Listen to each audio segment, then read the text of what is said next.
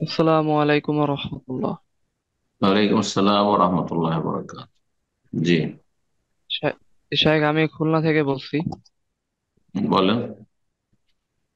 যে আমার প্রশ্নটা হলো যে বর্তমানে প্রচলিত যে বিভিন্ন অনেক অনলাইন গেম আছে যেগুলো অনেকে খেলে, এর এর উপর ভিত্তি করে অনেক স্পোর্টস নামে বিভিন্ন টাকা উপার্জনের সুযোগ থাকে। তো এই উপার্জনগুলো কি আসলে বৈধ? গেম থেকে উপার্জন? হ্যাঁ হ্যাঁ, এটাই, গেম থেকে না, উপার্জন। জুয়া।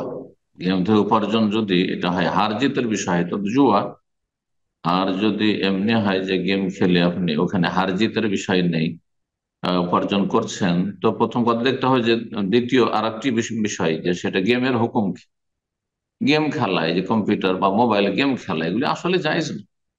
এগুলো সময়কে খুন করা, কাতরুল আওকাত। আল্লামা ইকরাম বলছে সময়কে খুন করা।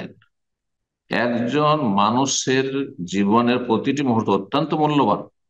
মুসলিম হলে তার জীবনটা আরো বেশি মূল্যবান, প্রতিটি মুহূর্ত। কারণ দুনিয়ার কোনো কাজ যদি না থাকে তো সবসময় জিকির আজকার, হ্যাঁ, জিকির এবং ফিকির, হ্যাঁ, কোরআন সুন্নাহর কথা, আল্লাহর কথা, আল্লাহর দিনের কথা, আল্লাহর জাত সিফাত, আর তৌহিদ ইত্যাদি।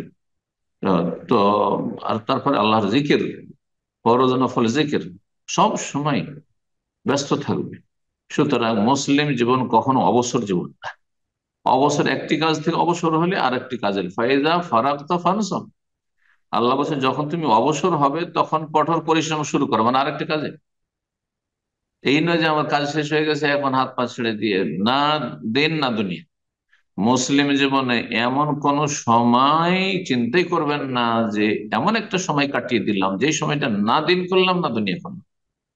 দুনিয়া রুজি রোজগার করেন হালাল, আর তাতে সৎ নিয়ত রাখেন, তাতেও নেকি পাচ্ছেন আপনি। জি।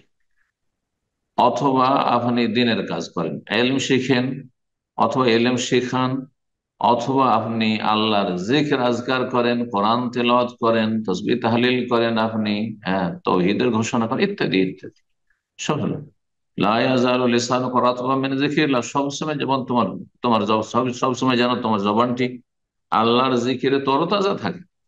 আল্লাহ যেন বোঝার তৌফিক দান করেন। সময়ের মূল্য, এর উপরে একটি আলোচনা আমার আছে, গুরুত্বপূর্ণ আলোচনা। অনেক ভাইরাই বলেছেন যে এই আলোচনাটি শুনে আমি আমার সময়ের মূল্যায়ন করতে শিখেছি। সময়ের মূল্যায়ন কর কোন মুসলিমের জন্য যার বিবেক আছে, এমনকি অমুসলিম যার বিবেক আছে, সুস্থ মস্তিষ্ক সম্পন্ন, সে তার সময়গুলিকে খুন করবে না, সময়কে কাজে লাগাবে।